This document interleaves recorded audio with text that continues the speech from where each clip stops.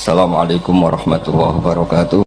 Jadi makanya Quran itu ya santai saja, nggak apa-apa. Kalau kamu tidak percaya Quran, kul fa'tu bi asyri suwarim mislihi muftaroyat. Kalau asar nggak bisa, surah saja. Enggak, kalau 10 surat nggak bisa, satu saja. Dan Quran fair sampai wad'u man istata'tum min dunillah. Nggak apa-apa kamu minta bantuan. Sehingga ketika dikarang nyanyi alam nasroh, adib ja'u madib, nyanyi parah. Kalau niku apal ora krana kula pecinta musai lama karena saya peneliti. Nyanyi alam taro itu begini. Al-filu mal-fil wa ma adraka mal-fil lahu khurtumun tawil wa dhailuhu qasir. Kamu tahu apa itu gajah itu apa? Gajah itu hewan yang khurtumun tawil, punya apa? Belalai yang panjang, tapi lahu dhailun qasir, tapi apa itu ekornya pendek. Yang pesen saja kecewa. Lha iku cah cilik ya roh nak gajah. Kok ora mbok sifati pisan nang ide kowe matek. Bandingkan dengan Quran, alam taro kaifa fa'ala rabbuka, itu mengandung sejarah. Saya cerita sedikit tentang ashabul fil biar kamu tahu kualitas kalimat alam taro, kata alam taro. Quran tidak percaya Taurat, nggak apa-apa kamu bikin buku tandingan tapi yang sekualitas Quran. Dan itu Quran tenang saja, silahkan ngarang. Kalau kamu ngarang sendiri tidak bisa, sama teman-temannya. Qul fa'tu bi suratim. Kalau kurang orang banyak, buat usyuhada aku ngajak konco. Wakhirnya tenan, ada kompetisi siapa yang bisa ngarang nandingi Quran. Itu orang Quraisy nyerah semua. Akhirnya ada orang agak sableng gitu bilang mampu. Namanya Musailamah. Nama bagi ini macamnya Musailimah. Kalau ngaji bolak-balik orang semua Musailamah, ada macam Musailimah gara-gara roh akten nih. Jadi rata-rata itu macamnya apa? Musailamah atau Musailimah? Trennya apa? Musailamah. Itu akhirnya ngarang ketika dengar wadzariyati dzarwa falhamilati wikra faljariyati israfal muqassimati amro, karena dengar itu kan pikirannya sama-sama diakhiri ta. Terus pokoknya pikirannya gitu. Padahal wadzariyati dzarwa itu zarrah itu kekuatan yang dahsyat. Disaingi wazariati zar'a falhasidati hasda. Terus falkhobizati khubza fallakimati lukma. Jadi terus sampai yang pesen itu iki apa-apaan. Jadi mau wal zariati zar'a, demi perempuan-perempuan yang menanam padi.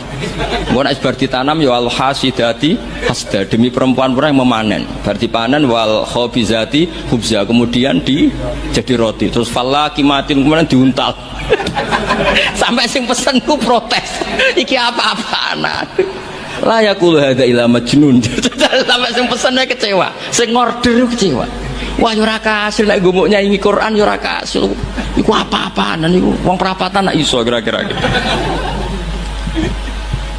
Jadi makanya Quran itu ya santai saja, enggak apa-apa. Kalau kamu tidak percaya Quran, kul fa'tu bi asyri suwarim mislihi muftaroyat. Kalau asar nggak bisa, surah saja. Enggak, kalau 10 surat nggak bisa, satu saja. Dan Quran fair sampai wad'u man istata'tum min dunillah. Enggak apa-apa kamu minta bantuan. Sehingga ketika dikarang nyanyi alam nasroh, adib ja'u madib, nyanyi parah. Kalau niku apal ora krana kula pecinta musai lama karena saya peneliti. Nyanyi alam taro itu begini. Al-filu mal-fil wa ma adraka mal-fil lahu khurtumun tawil wa dhailuhu qasir. Kamu tahu apa itu gajah itu apa? Gajah itu hewan yang khurtumun tawil, punya apa?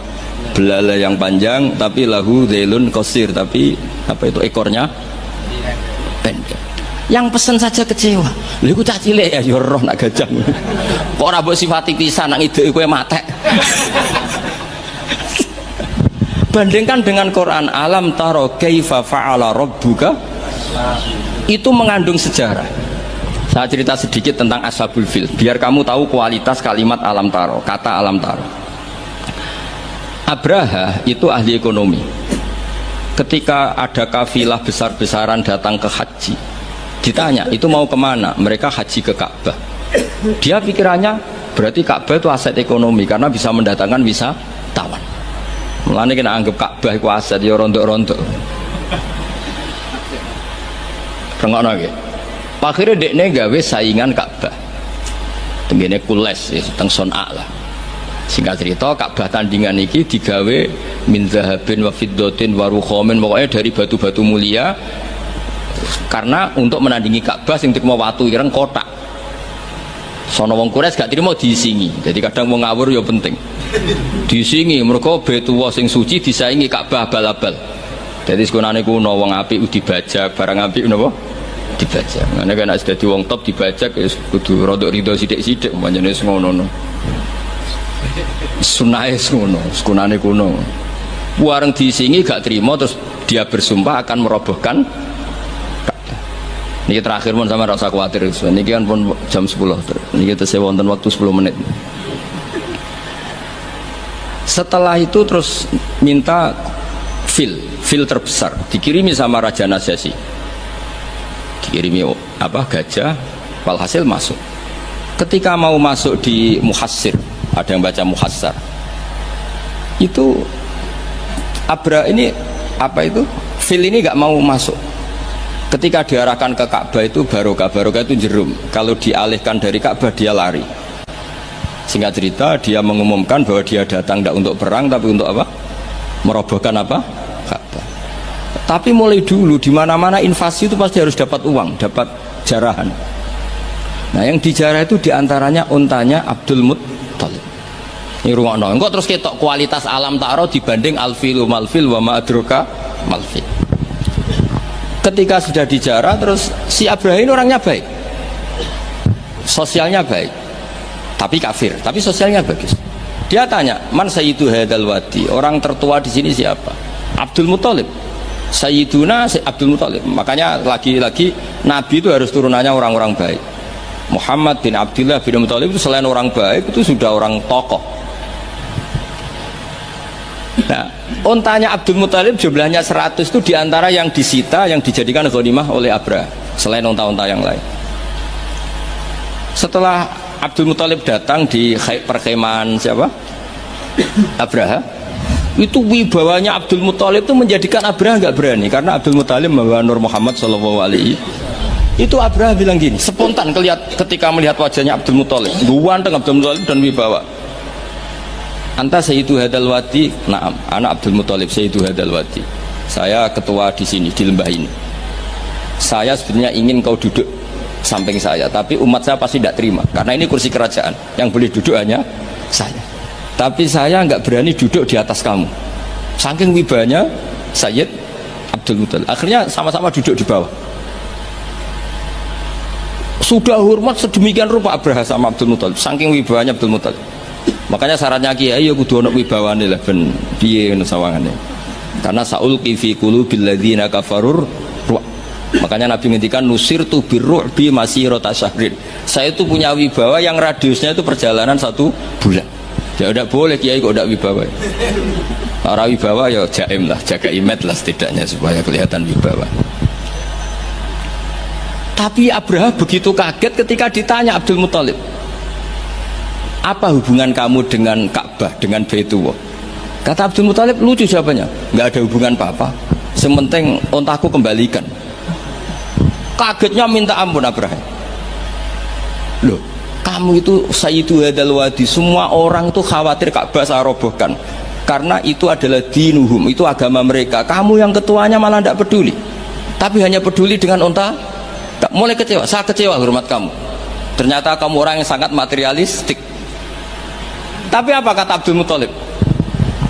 Loh, karena li'ani robbuhum, saya ini yang punya robun, maknanya saya ini yang punya unta itu, ini robbuhunna, saya yang punya unta-unta itu. Wali anna lihadal baiti robban hamahu, Baitullah itu ada yang punya, itu udah urusan saya. Dia punya robban hamahu, punya yang punya dan akan melindungi yang punya, itu tidak kewajiban saya, kewajibannya yang punya. Menjadi Baitullah, orang Baitu Abdul Muttalib. Akhirnya Abraha, iki ngawur tapi kok pinter kira-kira gitu. Sudah, silakan kalau mau rusak silakan, kamu akan berurusan dengan yang punya.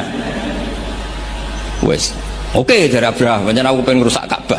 Unta dibalekno, wes unta tak balekno, saiki aku pengen rusak Ka'bah. Ya monggo, tapi kamu berurusan sama yang punya. Ini masih maulid karena ini mbahnya Rasulullah Shallallahu Alaihi Wasallam. Kesana. Tapi sebelum Abraha datang, niku Abdul Muttalib fa'atal baita, kemudian datang ke Baitullah wa akhudha bi halaqatil bab. Dia megang apa, kalau di pintu dulu itu kan pegangannya itu kan bunder. Makanya disebut khalaqatil bab. Maksudnya handle-nya itu kan bulat. Terus beliau berdoa, dongane itu lucu. Ya Allah, di mana-mana orang itu ya menyelamatkan asetnya. Ya, engkau harus menyelamatkan asetmu dong. Ini santai aja. Oleh ngomong ketika ngono tok, terus ditinggal mire. Nah, ditinggal mire itu Abdul Muthalib bikin pengumuman ke semua orang Quraisy, ayo ke atas gunung dan kita melihat apa yang dilakukan Tuhan kita terhadap orang yang merusak Ka'bah. Terus mereka di gunung semua. Ketika Abraham mau naik, mau merusak, terus ada burung ababil. Makanya judulnya Alam Taro. Kayak apa kualitas Quran itu? Cerita sejarah dengan sederhana tapi kualitas maknanya luar biasa. Alam Taro. Kenapa kok ada Alam Taro? Apakah kamu tidak melihat? Karena semua suku Quraisy itu naik gunung dan melihat apa yang maka dimulai dengan Alam Taro. Dan mereka melihat kaifa fa'ala rabbuka bi ashabil fil. Disaingi alfilu malfil wa ma adraka malfil lahu khurtumun tawil wa dhibhu qasir. Jadi sehingga Alam Taro ini kualitasnya luar biasa memang, karena mereka berkata ayo kita lihat apa yang akan dilakukan Tuhan terhadap orang yang mau merusak Ka'bah. Makanya disebut Alam Taro kaifa fa'ala rabbuka bi ashabil. Jadi kualitas Quran itu luar biasa. Nah, sehingga terus kita ini harus tahu bahwa mukjizat Nabi tertinggi itu apa? Quran.